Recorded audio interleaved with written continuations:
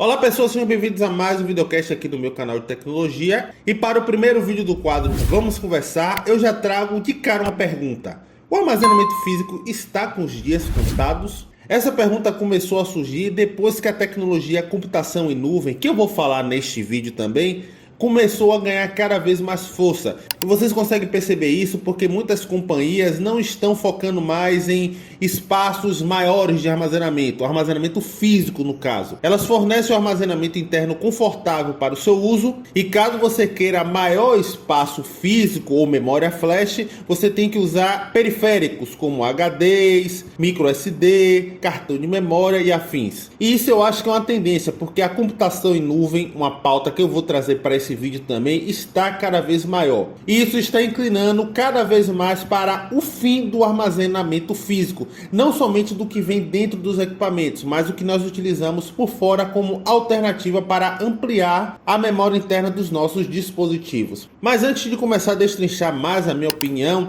eu gostaria de deixar uma definição do que é o armazenamento externo. Eu sei que muita gente tem consciência, mas algumas pessoas podem ainda estar tentando entender o assunto que eu quero trazer aqui. Armazenamento interno basicamente são dispositivos ou periféricos que permitem o armazenamento ou a execução de arquivos, em alguns casos até sistemas operacionais, que podem funcionar como a extensão da memória interna. Eu vou dar um exemplo bem claro aqui. O smartphone. Você compra um aparelho que tem 128 GB de memória interna. Só que você acha por N motivos que essa memória é pequena. O que é que você faz? Você compra um cartão de memória, ou seja, um armazenamento externo para ampliar a memória interna que tem no seu aparelho. Entretanto, eu gostaria de deixar até uma dica aqui para vocês. Nos nossos fóruns tecnológicos, nós costumamos discutir sobre até que ponto a memória externa pode ser prejudicial ou não para um smartphone.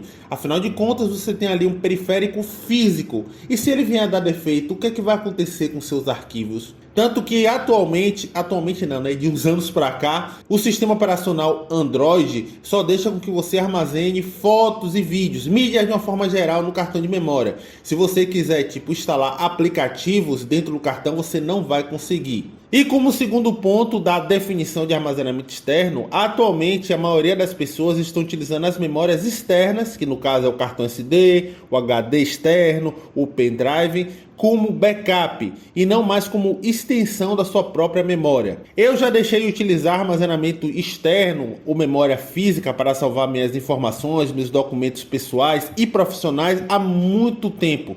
Só que tem muita gente que ainda utiliza esse recurso porque pode acessar de forma offline. Realmente isso é um ponto positivo, mas isso tem o risco de acontecer alguma coisa com esses seus periféricos e você perder tudo. É por isso que eu não utilizo mais armazenamento externo nenhum para salvar minhas informações. Mas em resumo, esses dois tópicos definem basicamente o que é um armazenamento externo ou memória externa, como queira chamar. É qualquer dispositivo ou periférico que possibilita que você armazene seus arquivos fora da memória interna do seu equipamento, seja o smartphone, o notebook, o PC e afins. E em cima da deixa ainda que eu falei anteriormente, eu já trago essa pergunta: até que ponto a memória externa é confiável? Eu falei alguns motivos aqui porque é que eu não uso, certos dispositivos externos para salvar minhas informações, meus arquivos. E aqui eu destrinchei ainda melhor essa ideia. Quais são os riscos e as limitações que isso pode causar? Porque apesar da facilidade, comodidade e flexibilidade das memórias externas, afinal você pode acessar em qualquer equipamento de forma offline,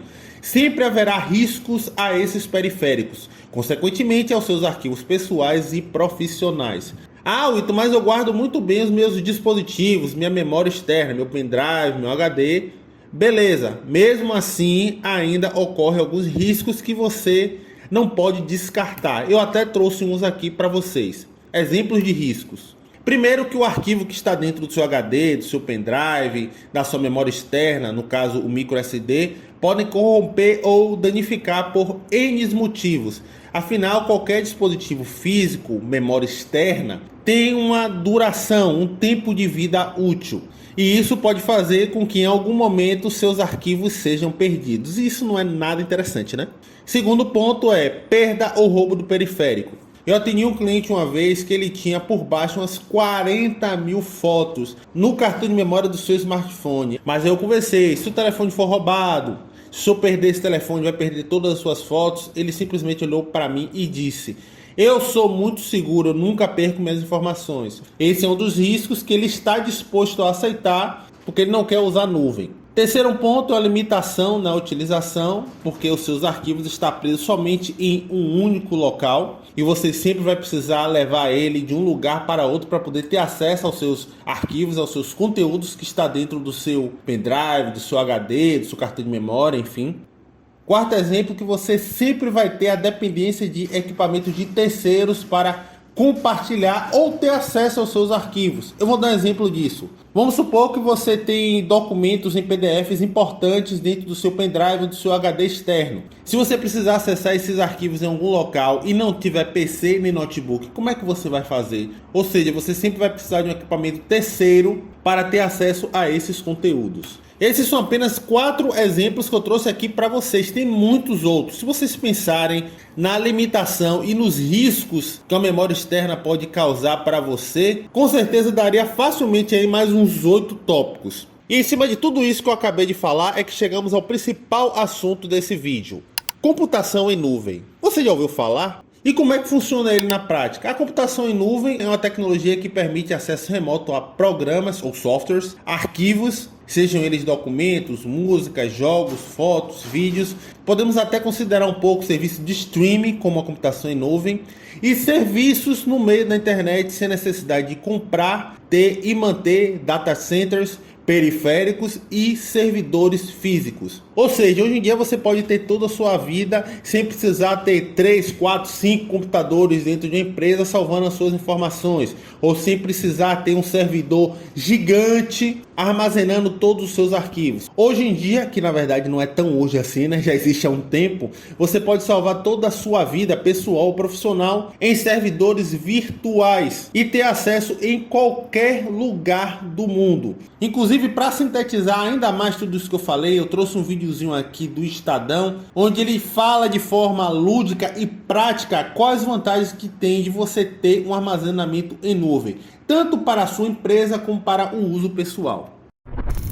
Sim, houve uma época em que fotos eram guardadas em álbuns, músicas em discos e textos em papel. Algo quase inimaginável hoje, se você é um ativo usuário da nuvem. Em vez de encher o seu disco rígido, você faz isso com o de um servidor em algum lugar do mundo. As empresas que oferecem esse serviço mantêm torres de servidores, que são inúmeros computadores e discos rígidos conectados, que guardam os arquivos e seus backups. A principal vantagem é que você pode acessá-los de qualquer dispositivo conectado à internet. Para empresas que usam a nuvem para rodar softwares, há ainda uma economia em licenças e espaço. E para ajudar todo esse conteúdo, eu também trouxe algumas vantagens da computação em nuvem. Primeiro, a flexibilidade para acessar seus arquivos em qualquer lugar. Volto até a utilizar o meu próprio exemplo, que meus arquivos todos estão no Google Drive. Eu posso chegar em qualquer lugar do mundo e acessar eles em um smartphone, em um notebook, em um PC, em qualquer lugar que tem internet. Segunda vantagem é a sincronia com todos os seus equipamentos online. Quando você trabalha com companhias como a Google, a Microsoft, a Apple, você tem uma sincronia constante de tudo que você faz em seu equipamento com vários outros. Isso vale para contatos, para arquivos, para fotos. Um exemplo disso é o próprio iCloud da Apple. Você tendo sua conta iCloud em um iPad, um iPhone, no Mac, qualquer movimentação que você faça nas suas fotos, nos seus vídeos, na sua agenda telefônica, no seu calendário, automaticamente já vai ser modificado em todos os seus equipamentos de forma online. Isso vale também para o Android. Inclusive eu vou fazer um curso, já dando um pequeno spoiler, né? Explicando como você pode usar o Android na sua totalidade. Que muita gente utiliza esse sistema, só que não sabe ao certo como ele pode ser expansivo na nossa vida. Mas isso é um assunto para depois, voltando. Terceira vantagem, a atualização em tempo real dos seus arquivos com terceiros autorizados. Você, quando contrata um serviço em nuvem, ele te possibilita que você coloque outras pessoas dentro daquele seu serviço para que elas possam ter acesso aos seus benefícios. algo que você não consegue fazer com armazenamento externo. Um exemplo disso, você tem um arquivo em PDF no seu pendrive e outra pessoa também precisa ter acesso a esse arquivo, só que ele está longe de você. E aí você precisa entrar no computador, colocar o pendrive na porta USB e enviar para o e-mail, algo bem mais trabalhoso. E vocês estando junto dentro desse mesmo serviço de nuvem, ela automaticamente vai ter acesso a todos os seus arquivos que você tem também. Lógico que isso é previamente configurado. A quarta vantagem é que a tecnologia baseada em nuvem não é mais necessário fazer grandes investimentos para adquirir e instalar servidores ou manter softwares atualizados. Esse ponto já é mais voltado para a empresa, para o corporativo. Você hoje em dia não precisa gastar uma grana em manutenção de grandes servidores físicos para manter todos os seus arquivos atualizados. Muitas empresas hoje de grande porte já fornecem tecnologia em nuvem, onde você pode deixar a vida da sua empresa por lá. E eles ainda fazem backup de segurança constantemente.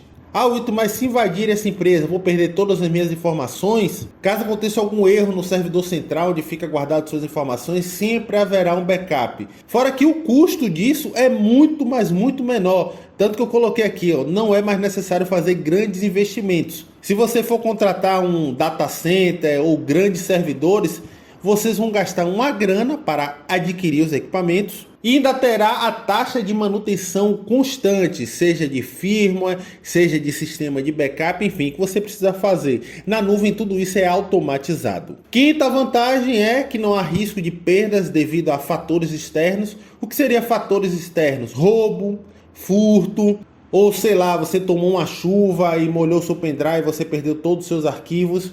Tudo isso são fatores externos que podem prejudicar os seus arquivos caso esteja em algum armazenamento físico. Isso na nuvem não acontece. E a sexta e última vantagem é que é uma solução onde ajuda a reduzir o uso de papel e excesso de hardware, além de reduzir o próprio consumo de energia. Isso já faz com que entre na curva da sustentabilidade. E você tendo um armazenamento em nuvem, você não precisa estar se preocupando em jogar o lixo em locais específicos por causa da poluição. Além do que, você não precisa contratar um espaço para guardar os seus servidores físicos. Você não precisa ter uma sala resfriada com ar-condicionado. Tudo isso vai encarecer no custo mensal da sua empresa. E você tendo tudo isso na nuvem, você pode dispensar tudo isso. Percebam que são várias e várias vantagens. Não tem por que você não utilizar o serviço de nuvem. Ele é mais prático, mais cômodo, mais flexível e mais econômico. E para fechar, eu deixo a seguinte pergunta. A computação em nuvem é o futuro? Para mim não é o futuro, para mim já é o nosso presente. E eu gostaria que você deixasse a sua opinião. O que é que você achou desse material? Você mudou um pouco a forma de como se enxerga a computação em nuvem? Coloque aqui nos comentários, por favor. E eu peço que vocês compartilhem esse conteúdo com todo mundo que ainda tem uma visão bem limitada do armazenamento em nuvem. Com certeza esse material vai dar uma visão bem mais ampla do que esse sistema é capaz de fazer. E antes de ir embora, aquele favorzinho, deixe sua curtida que você ajuda na movimentação desse vídeo, se inscreva no canal aqui embaixo que você ajuda no crescimento dessa mídia. Beleza? Eu vou ficando por aqui, um abraço e nos vemos nos próximos vídeos.